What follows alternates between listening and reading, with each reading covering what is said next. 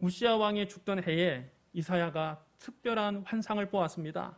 하나님께서 높이 들린 보좌에 앉으셨는데 그의 옷자락이 성전을 가득 채웠습니다.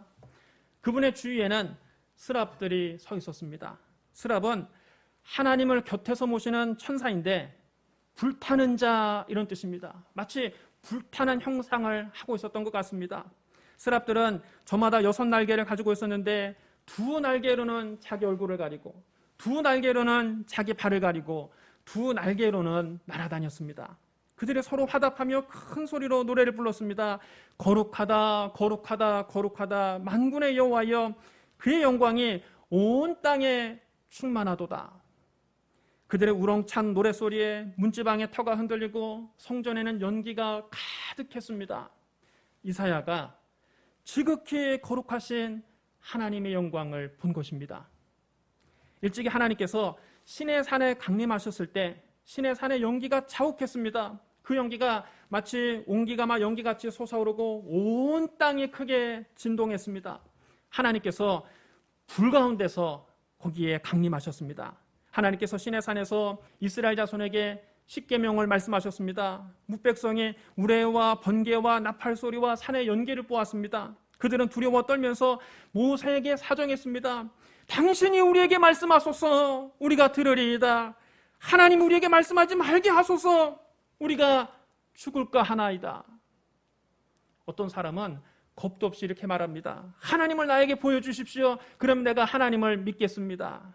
그러나 여러분, 죄 많은 인간이 막상 하나님의 임재를 직접 보면 죽을 것 같이 두려운 것입니다. 이사야도 똑같은 두려움을 느꼈습니다. 그래서 이렇게 탄식합니다. 화로다 나여 망하게 되었도다. 나는 입술이 부정한 사람이요 나는 입술이 부정한 백성 중에 거주하면서 만군의 여호와이신 왕을 배웠음이로다. 하나님의 얼굴은 감히 그 누구도 볼 수가 없습니다. 하나님을 가장 가까이에서 모시는 스랍들도 하나님의 얼굴을 직접 보지 않으려고 2날개로 자기 얼굴을 가리고 있습니다. 또 자기의 부끄러움을 가리려고 2날개로는 자기의 발을 가리고 있지 않습니까?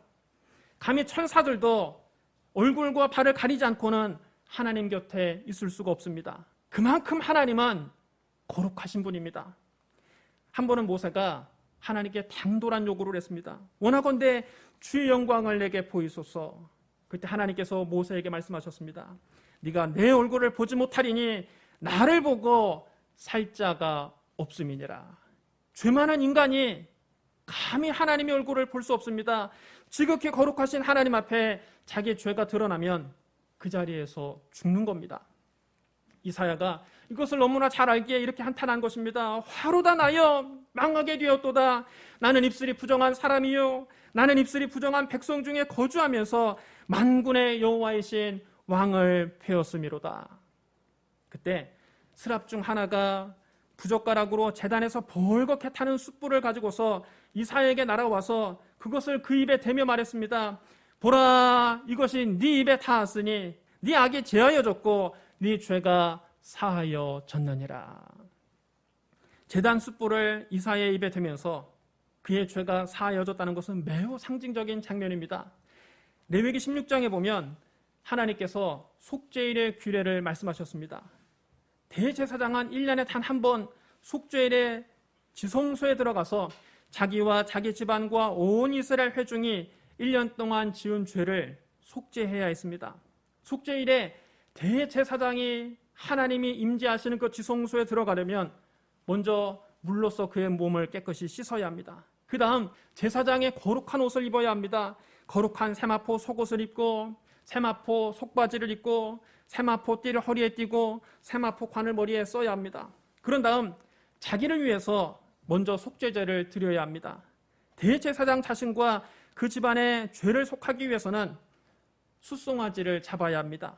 또 향로를 가져다가 제단에 피운 불을 그것에 채우고 곱게 간 향기로운 향을 2손에 채워가지고 휘장 안에 들어가서 향연으로 하나님이 임재해 계시는 속죄소를 가려야 합니다. 만일 향연으로 하나님께서 임재해 계시는 속죄소를 가리지 않으면 대제사장이라 할지라도 죽임을 당했습니다.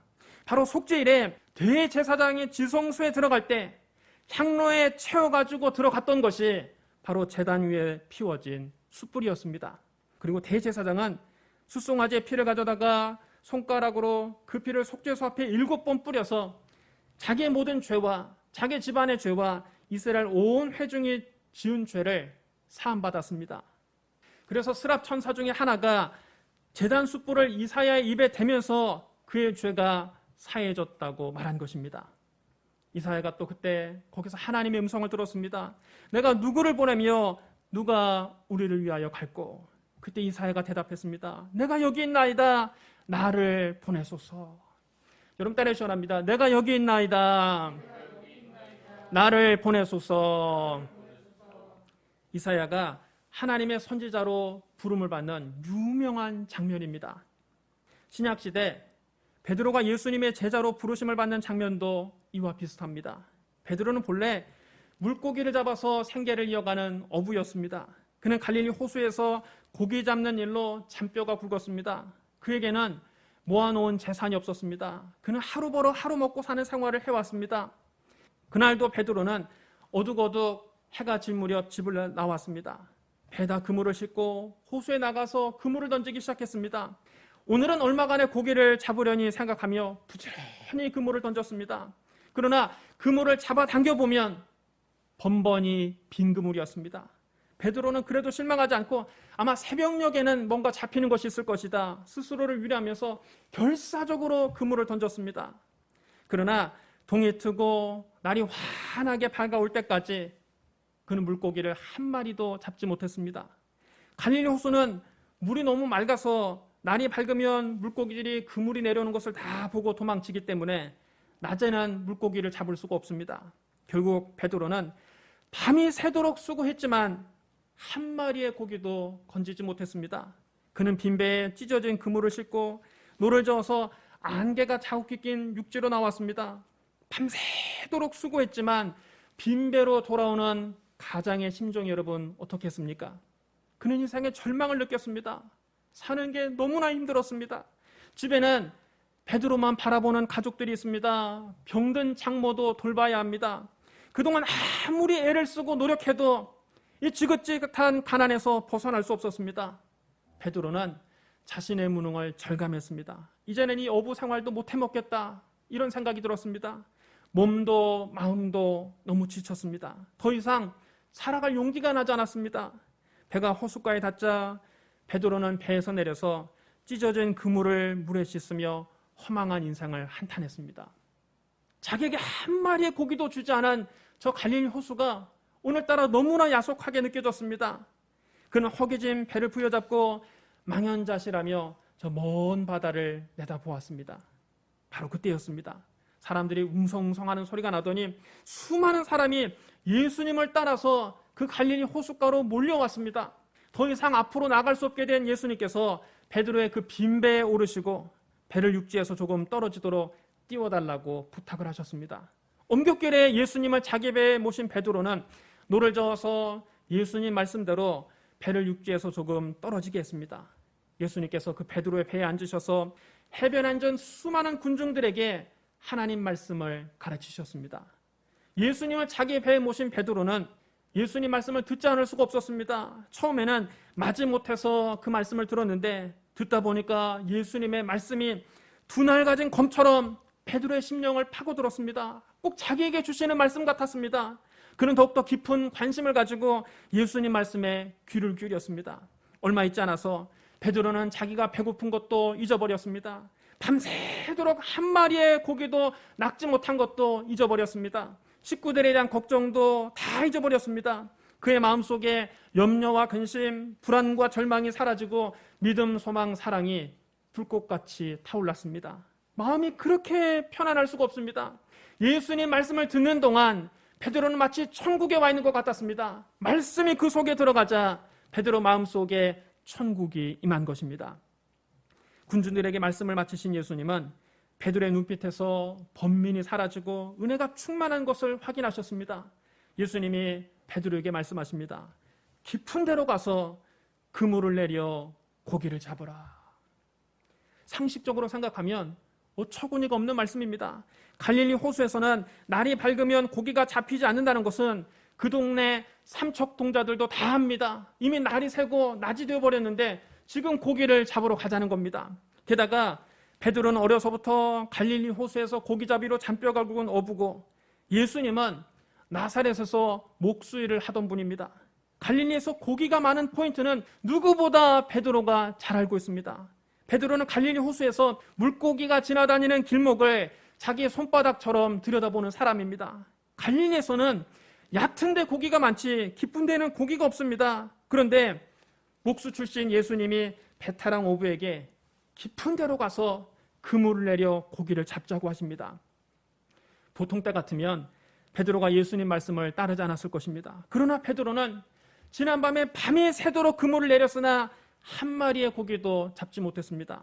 또 지금 베드로는 예수님 말씀을 듣고 은혜를 받았습니다. 베드로는 자기의 경험과 지식을 다 내려놓고 예수님 말씀을 따라 배를 저어서 깊은 데로 나아갔습니다.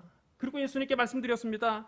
선생님, 우리들이 밤이 새도록 수고하였으되 잡은 것이 없지만은 말씀에 의지하여 내가 그물을 내리리이다. 그리고 그 깊은 데에 그물을 던졌습니다. 그런데 그물을 잡아 당겨보니까 고기가 얼마나 많이 잡혔는지 그물이 찢어질 지경입니다. 자기 배에 가득 채우고도 고기가 남아서 야고보와 요한을 불러서 그 배에도 고기를 가득 채웠습니다. 이것은 인간의 지식이나 상식이나 경험으로는 있을 수가 없는 일입니다. 베드로는 평생 갈릴리에서 고기잡이를 했지만 이런 일은 한 번도 경험해 본 적이 없습니다. 그때 베드로가 직감했습니다. 이분은 보통 분이 아니구나. 내가 밤이 새도록 그물을 던져도 한 마리의 고기도 건지지 못했는데 이분 말씀에 순종했더니 단번에 그물이 찢어질 정도로 고기가 잡혔다. 어떻게 이런 일이 있을 수 있을까? 이분은 물고기들조차 마음대로 움직이시는 분이구나. 이분은 전능하신 하나님이구나. 그는 갑자기 무서워졌습니다. 베드로가 즉시 예수님 앞에 엎드려 이렇게 고백합니다. 주여 나를 떠나소서, 나는 죄인으로소이다. 여러분 따라하셔랍니다. 주여 나를 떠나소서, 나는 죄인으로소이다. 여러분 이것이 전능하신 하나님의 임재를 느낄 때 자기도 모르게 나오는 인간의 반응입니다. 이사야가 거룩하신 하나님의 영광을 보고 화로다 나여 망하게 되었도다. 나는 입술이 부정한 사람이요 나는 입술이 부정한 백성 중에 거주하면서 만군의 여호와이신 왕을 배웠음이로다 탄식했던 것과 똑같은 반응입니다. 그때 스랍 중 하나가 제단 숯불을 이사야의 입에 대며 뭐라고 말했습니까? 보라, 이것이 네 입에 닿았으니 네 악이 제하여졌고 네 죄가 사하여졌느니라. 그리고 하나님께서 이사야를 선지자로 부르셨지요. 예수님도 베드로에게 말씀하셨습니다. 무서워하지 말라. 이제 후로는 네가 사람을 취하리라. 여러분 따라하셔랍니다. 무서워하지 말라. 이제 후로는 네가 사람을 취하리라. 예수님께서 베드로를 당신의 제자로 부르신 것입니다. 예수님께서 베드로를 사람을 낚는 어부로 부르신 겁니다. 예수님께서 베드로를 전도자로 부르신 겁니다. 하나님께서 내가 누구를 보내며 누가 우리를 위하여 갈고 하셨을 때 이사야는 대답했습니다. 내가 여기 있나이다. 나를 보내소서. 그러자 하나님께서 말씀하셨습니다. 가서 이 백성에게 이르기를 너희가 듣기는 들어도 깨닫지 못할 것이요 보기는 보아도 알지 못하리라 하여 이 백성의 마음을 둔하게 하며 그들의 귀가 막히고 그들의 눈이 감기게 하라. 염려하건대 그들이 눈으로 보고 귀로 듣고 마음으로 깨닫고 다시 돌아와 고침을 받을까 하노라. 여러분 따라하시랍니다. 너희가 듣기는 들어도 깨닫지 못할 것이요 보기는 보아도 알지 못하리라. 하나님을 떠나서 우상을 숭배하던 백성들은 마음이 둔하여지고 영의 귀가 막히고 영의 눈이 감겨서 하나님의 말씀을 듣기는 들어도 깨닫지 못하고 하나님께서 행하시는 일을 보기는 보아도 알지 못한다는 말씀입니다. 이사야가 하나님께 여쭈었습니다. 주여 어느 때까지니까? 그러자 하나님께서 답하셨습니다. 성읍들은 황폐하여 주민이 없으며 가옥들에는 사람이 없고 이 토지는 황폐하게 되며 여호와께서 사람들을 멀리 옮기셔서 이 땅 가운데 황폐한 곳이 많을 때까지니라. 그 중에 10분의 1이 아직 남아있을지라도 이것도 황폐하게 될 것이나 밤나무와 상수리나무가 배임을 당하여도 그 그루터기는 남아있는 것 같이 거룩한 씨가 이 땅에 구루터기니라.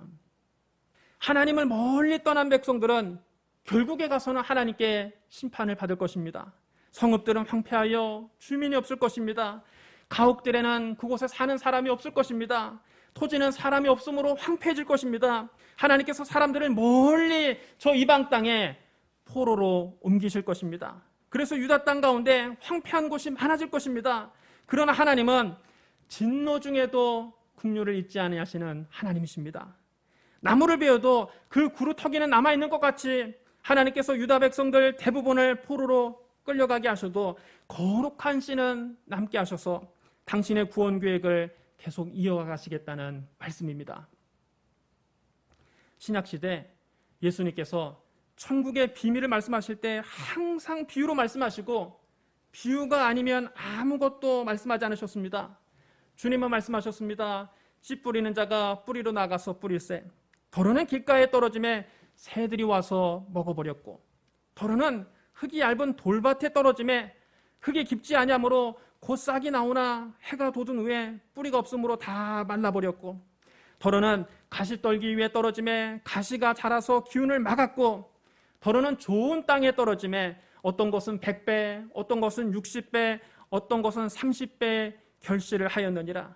귀 있는 자는 들으라.